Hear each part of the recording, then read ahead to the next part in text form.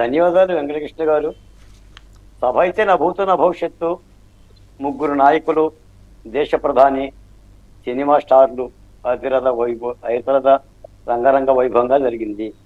సరే, నాకు వర్తమానం వస్తుందని అనుకున్నాను సమాచారం. సరే, కారణం ఏదన్నా కానీ నాకైతే ఆహ్వానం లేదు. చాలా మందికి లేదులే. ఇంట్లో కూర్చొని టీవీలోనే వీక్షించాను. ఎందుకంటే చాలా గజిబిజి గందరగోళంగా ఉంది. చాలా మంది తిరిగి వచ్చారు, నాకు ఫోన్లు చేశారు. చాలా ఇబ్బంది పడ్డాం బాలకోటయ్య గారు అని.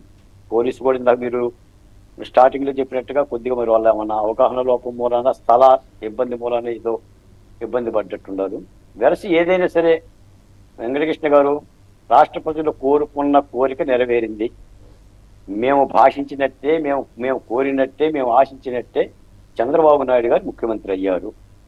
కౌంటింగ్ కు ముందే నేను వివిధ టీవీ డిబేట్లో హైదరాబాద్లో చెప్పా, చంద్రబాబు నాయుడు అనే నేను అని ముందుగానే మేము ప్రమాణ స్వీకారం చేసి ఉన్నాము. మాకు ఈ రిజల్ట్స్ కూడా తెలుసు. కాకపోతే ఏంటంటే, కొత్త ఆశలతో, కొత్త కోరికలతో కొంగొత్తగా పరిపాలన ఉండాలని, చంద్రబాబు నాయుడు గారిలో కొత్త చంద్రబింబం ఉండాలని చెప్పని ప్రజలు ఆశపడుతున్నారనేది ఈ విజయం వెనక ఉంది.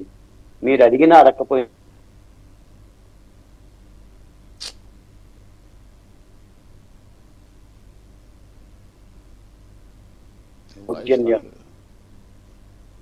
భస్మీపట్లమైన ఒక నరకాసుర పరిపాలనను చూడబట్టే ప్రజలు 175/164 ఇచ్చారు. 93% సీట్లు ఇచ్చారు. 57% ఓట్లు ఇచ్చారు.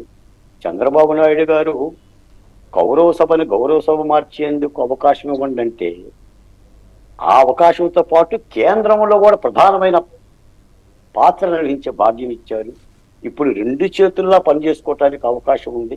కేంద్ర ప్రభుత్వం ఉంది కాబట్టి చంద్రబాబు నాయుడు గారు తన దక్షతతో, తన యొక్క అనుభవంతో ఎలా చేస్తారని ఆశిస్తున్నాం. ఇప్పుడే కుటుంబరావు గారితో మామూలుగా మాట్లాడుతున్నాం. ప్రతి పని కూడా టైం బాండ్తోనే జరగాలి, నిర్ణీత గడువు పెట్టుకుని జరగాలి. అమరావతి అయినా మరొకటైనా. ఎందుకంటే రాష్ట్రం ఇంతగా దిగాలు పడలేదు. తర్వాత ఏంటంటే, ఇప్పుడు గతం గత, మేము ఇప్పుడేమి విమర్శలు చేయం కానీ గతం గత, భవిష్యత్తు ఎలా ఉండాలి, మనం భవిష్యత్తును చక్కదిద్దకపోతే తిరిగి మళ్ళీ ఇలాంటి పరిపాలకులు రావటానికి అవకాశం లేకుండా పరిపాలన జరగగలగాలి. అది మనం జాగ్రత్తగా చేసుకోవాలి. ఎందుకంటే ఇంత నష్టం ఆంధ్ర రాష్ట్రం పోవాలా, విభజనలో నష్టపోయింది, అందరూ అనేది. ఇప్పుడు మనం మాట్లాడుకుంటుంది కూడా 5 ఏళ్లలో దాదాపు 25 ఏళ్ళు వెనక్కి వెళ్ళిపోయింది స్టేటు. కాబట్టి మళ్ళీ యుద్ధ ప్రాతిపదికన 25